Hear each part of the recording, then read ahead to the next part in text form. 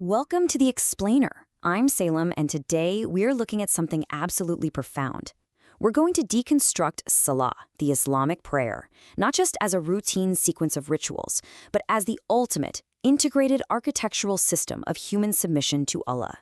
And I want you to visualize this through a slightly different lens today.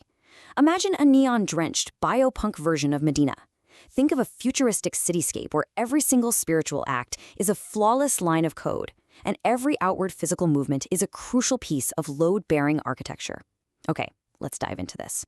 Picture this in your mind for a second. A glowing red dome over the Kaaba, reflecting perfectly in this vast cosmic digital lake. It's actually a brilliant metaphor for the sheer precision of Islamic jurisprudence, specifically from the Medina school, or Mukhtasar al-Sunnah. You see, the reflection perfectly mirrors the reality sitting right above it. And in that exact same way, our outward physical actions in prayer have to perfectly mirror our internal spiritual state. Think of today's explainer as your user manual for the ultimate connection. We're going to quickly cover the blueprint of Salah, the difference between fard and wajib, the three foundational pillars, the structural mandates, and finally, the recovery algorithm. Let's get started. Section 1, the blueprint of Salah. Moving right along to Section 2, fard versus wajib. This is all about knowing the difference between the absolute pillars and the mandates. So, linguistically and technically speaking, a fard, which means a pillar, represents an absolute cut. If you miss a fard, the core foundation completely fails. The entire system crashes, and the action is rendered invalid. On the flip side, a wajib, which is a mandate, is still obligatory, but if you miss it unintentionally, it actually allows for a software patch to fix the error. The Mukhtasar al-Sunnah treats this whole thing like an advanced structural blueprint. It's all about knowing which error literally shatters the building's load-bearing walls versus which one just, chips the paint. Skip a fard, and there's no quick fix. Forget a wajib, you just run a recovery patch.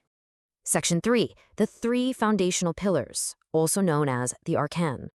So you might be wondering, what is this foundational hardware actually made of? Well, it consists of three distinct, non-negotiable steps. Step 1 is the batin, or the internal foundation. This is your niyyah, your deep intention, and your absolute, undivided sincerity to Allah. Step 2 is the zahir, the outward structural frame. This includes the 6 physical actions: standing, sitting, bowing, prostrating, the opening, and the final greeting. And step 3 is the mutammim, the perfecting element.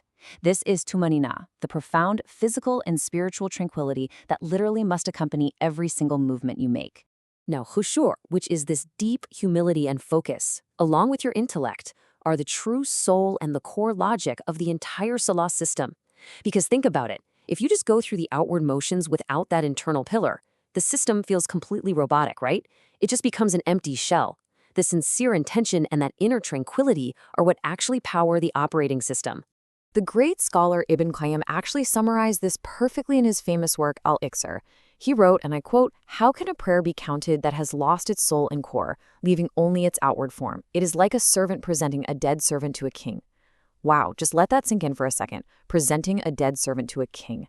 That is a really heavy image, but it perfectly highlights the reality that missing your internal hardware, that soul and tranquility, renders the whole beautiful structural form totally lifeless.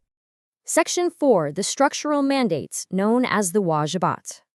Okay, so we've got the absolute core down, but what about the secondary support structures? Those repairable walls we talked about. Those are the wajibats.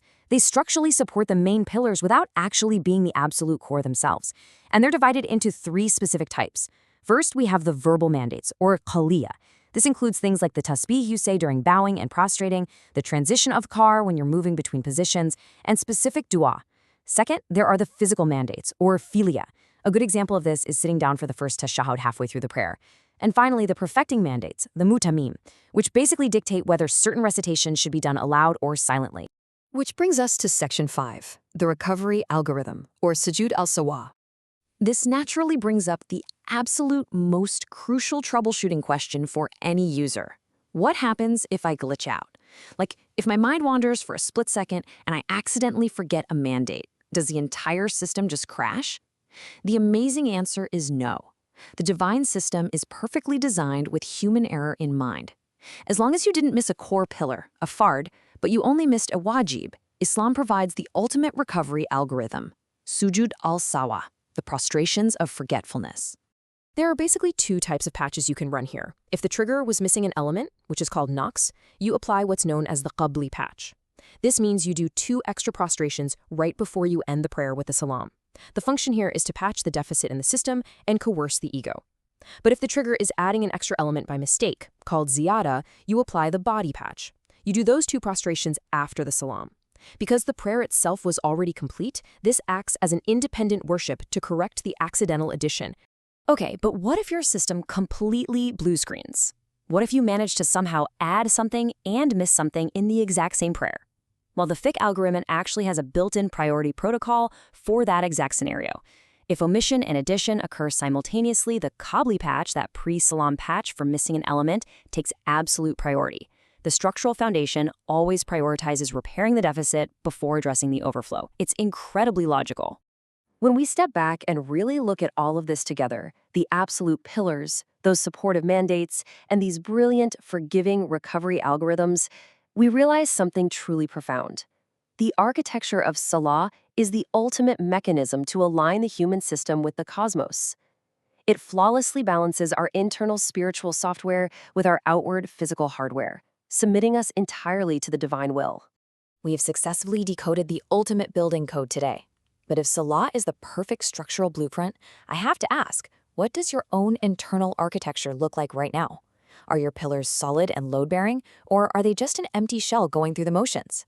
Take a moment today to reflect on your own code. For me, Salam, standing metaphorically beneath the glowing neon green dome of the Prophet's Mosque. Thank you so much for joining us on this explainer. Until next time, keep your core logic sound.